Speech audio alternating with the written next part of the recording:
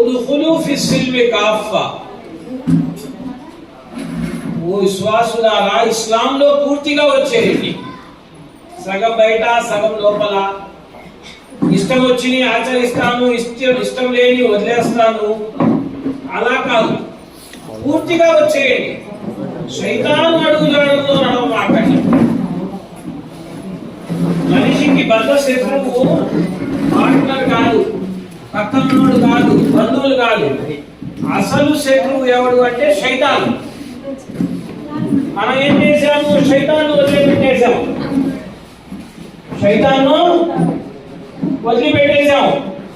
కానీ మన పక్కనున్న ఇంటి వాడిని, మన పొరుగు వాడిని, పైన వాడిని, కింద వాడిని, అటువంటి మన దగ్గరున్న వాళ్ళను మనం హమారే దుష్మన్ భయ్, వీళ్ళు మా శత్రువులండి, వీళ్ళతో మాట్లాడకూడదు. ఎందుకు మాట్లాడకూడదు అంటే వాళ్ళు మాట్లాడట్లేదు. ధర్మం వాళ్ళు మాట్లాడితే మాట్లాడడం కాదు, వాళ్ళు మాట్లాడకపోయినా మనం మాట్లాడటం, ఇది ధర్మం నేర్పించేది. కాబట్టి ఈ భవనం అయితే 4 పిల్లల పైన 5 పిల్లల పైన నిర్మించబడింది. కానీ భవనానికి కేవలం పిల్లలు ఉంటే సరిపోదు. కరెంటు బోర్డులు ఉండాలి, ఫ్యాన్లు ఉండాలి, లైట్లు ఉండాలి, పెయింటింగ్ ఉండాలి. అన్ని కలిస్తేనే ఇల్లు చాలా బాగుందయా, ఇల్లు చాలా చక్కగా ఉందయా అంటాం. అలాగే ధర్మం కూడా కేవలం ఒక పునాది చూసుకోనో, ఒక విషయాన్ని చూసుకోనో మనం అదే పునాది మొత్తం అనుకోకూడదు. ఎలాగైతే ఇంట్లో ప్రతి వస్తువు తన తన ప్రాంతంలో ఆ యొక్క ప్లేస్ లో ఉంటేనే అది ఒక పూర్తిగా చూడడానికి బాగుంటుంది.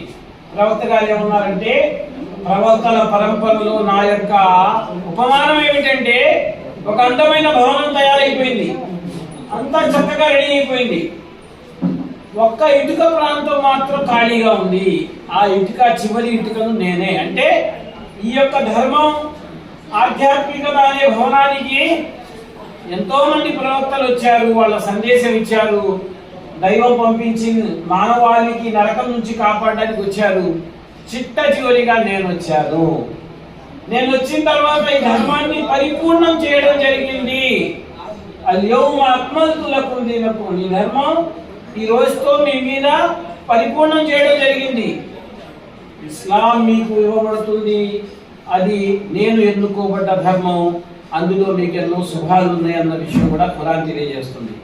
ఇస్లాం అంటే ఏమిటి సోదరులారా? ఇస్లాం అంటే శాంతి, ఇస్లాం అంటే సమర్పణ, ఇస్లాం అంటే విధేయత, ఇస్లాం అంటే లొంగిపోవడం, ఇస్లాం అంటే అర్పించుకోవడం. ఎవరికి?